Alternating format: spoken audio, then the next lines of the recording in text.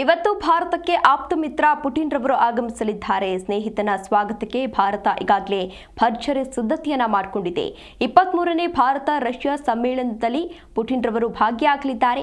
ಮೋದಿ ಹಾಗೂ ಪುಟಿನ್ ದ್ವಿಪಕ್ಷೀಯ ಮಾತುಕತೆಯನ್ನ ಕೂಡ ನಡೆಸಲಿದ್ದಾರೆ. ರಷ್ಯಾ ಜೊತೆ ಸಾಲು ಒಪ್ಪಂದಕ್ಕೆ ಇವತ್ತು ಸಹಿ ಹಾಕುವಂತಹ ಸಾಧ್ಯತೆ ಕೂಡ ಇದೆ.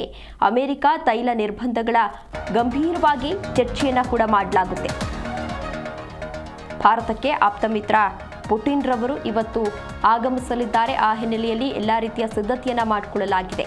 ಸ್ನೇಹಿತನ ಸ್ವಾಗತಕ್ಕೆ ಭಾರತ ಈಗಾಗಲೇ ಭರ್ಜರಿ ಸಿದ್ಧತೆಯನ್ನ ಮಾಡಿಕೊಂಡಿದೆ. ಸಾಕಷ್ಟು ತಯಾರಿಯನ್ನ ಕೂಡ ಈಗಾಗಲೇ ಮಾಡಿಕೊಳ್ಳಲಾಗಿದೆ. ರಷ್ಯಾದ ಅಧ್ಯಕ್ಷ ವ್ಲಾಡಿಮಿರ್ ಪುಟಿನ್ ಅವರು 2 ದಿನಗಳ ರಾಜ್ಯ ಭೇಟಿಗಾಗಿ ಇವತ್ತು ಭಾರತದ ರಾಷ್ಟ್ರ ರಾಜಧಾನಿ ನವದೆಹಲಿಗೆ ಆಗಮಿಸಲಿದ್ದಾರೆ.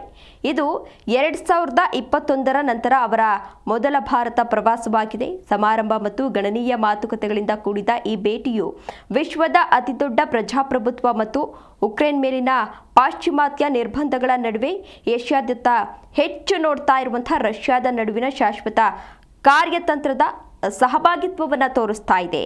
ಪುಟಿನ್ ಅವರ ಹೋಟೆಲ್ಗೆ ತೆರಳುವ ಮೊದಲು ವಿಮಾನ ನಿಲ್ದಾಣದಲ್ಲಿ ಭಾರತದ ಉನ್ನತ ಅಧಿಕಾರಿಗಳು ಅವರನ್ನ ಬರಮಾಡಿಕೊಳ್ಳಲಿದ್ದಾರೆ. ಈಗಾಗಲೇ ಎಲ್ಲ ರೀತಿಯ ಸಿದ್ಧತೆಯನ್ನ ಕೂಡ ಮಾಡಿಕೊಳ್ಳಲಾಗಿದೆ.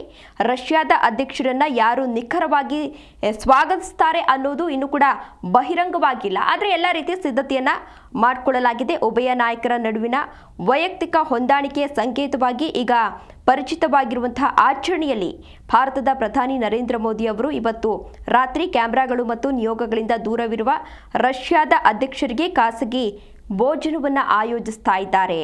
ಅಂದರೆ ನಾಳೆ ಶುಕ್ರವಾರ ರಾಜ್ಯ ಭೇಟಿಯ ಸಂಪೂರ್ಣ ಪ್ರೋಟೋಕಾಲ್ ಅನ್ನು ಅನುಸರಿಸುತ್ತದೆ.